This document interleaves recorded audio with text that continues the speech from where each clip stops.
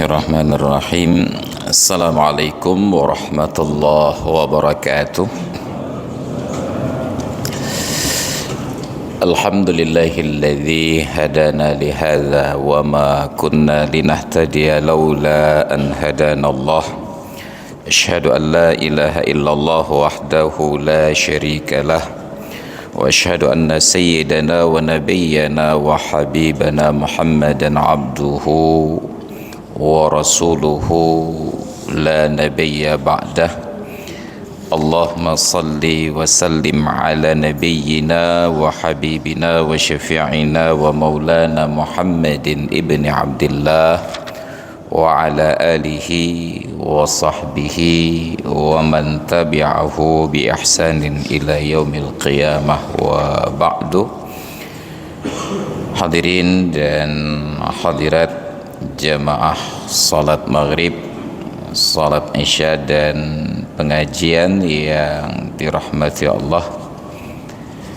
Alhamdulillah kita bertemu kembali melanjutkan kajian dari pelajaran-pelajaran yang telah lalu, masih tentang syarat di antara syarat-syarat salat berjamaah. Dalam bahasan ada mutakhallufin an imamin biruknin fi'li biruknaini fi'liyaini, tidak boleh tertinggal dari imam lebih dari dua rukun fi'li. Sudah panjang uraian dan kajian, ditambahlah keterangan. Bismillahirrahmanirrahim.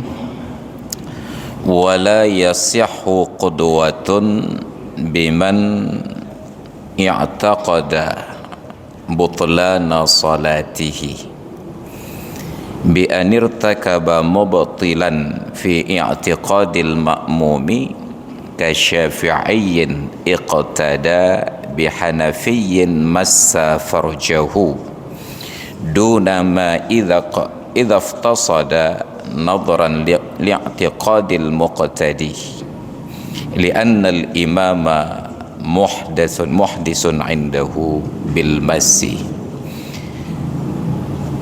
Dan tidak sah ikut imam kepada orang yang diyakini, diiktikadkan batal salatnya.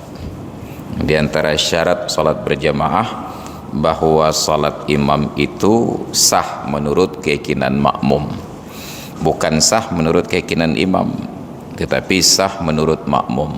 Jadi kalau menurut pengetahuan makmum, praktek salat imam itu ketika sedang salat, ataukah sebelum salat, ataukah setelah salat terbukti batal, maka salat makmum juga batal. Tidak sah menurut makmum, walaupun menurut imam sah. Maka dibuatlah contoh. Bi anir takaba mubtilan fi i'tiqadil ma'mum. Misalnya imam ini melakukan sebuah pekerjaan yang menurut makmum perbuatan imam itu menyebabkan salatnya batal, walaupun menurut imam tidak, karena ada perbedaan mazhab. Kita ambil contoh kasyafi'iyyin, seperti seorang yang bermazhab Syafi'i, iqtada bihanafiyyin massa farjahu, mengikut imam kepada seorang yang bermazhab Hanafi, tapi imamnya ini setelah berwudu sebelum salat sudah menyentuh faradnya. Ini kembali ke persoalan tentang bersuci. Dalam mazhab Syafi'i, salah satu perkara yang membatalkan wudu atau penyebab hadas kecil adalah menyentuh faraj dengan batin telapak tangan. Yang dimaksudkan dengan batin itu bahagian yang tertutup ketika dua tangan ini dipertemukan. Maka tidak dianggap batin tepi-tepinya yang putih ini. Jadi hanya bahagian yang tertutup ketika dua tangan ditempel itu dianggap sebagai batin. Dan yang dimaksudkan dengan faraj pada orang laki-laki adalah zakarnya, penis, tidak termasuk testis.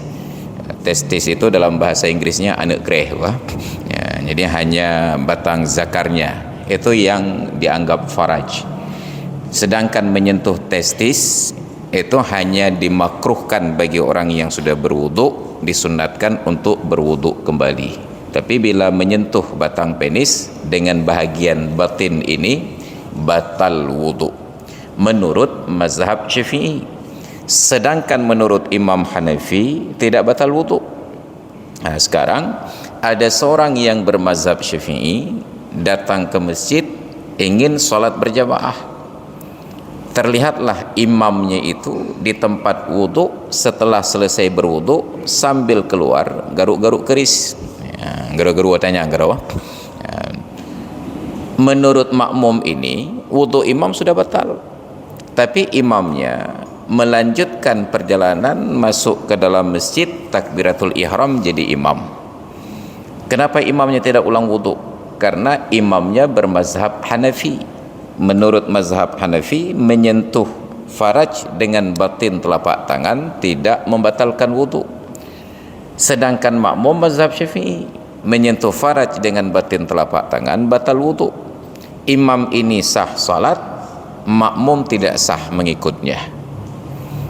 Atau itu agak muskil barangkali, yang lebih mudah untuk kita cerna. Inilah pengarang kitab ini enggak bertanya ke saya, ya. Kehebatannya tidak berkehamunan, ya. Bersentuhan kulit suami istri dalam mazhab Syafi'i batal wuduk.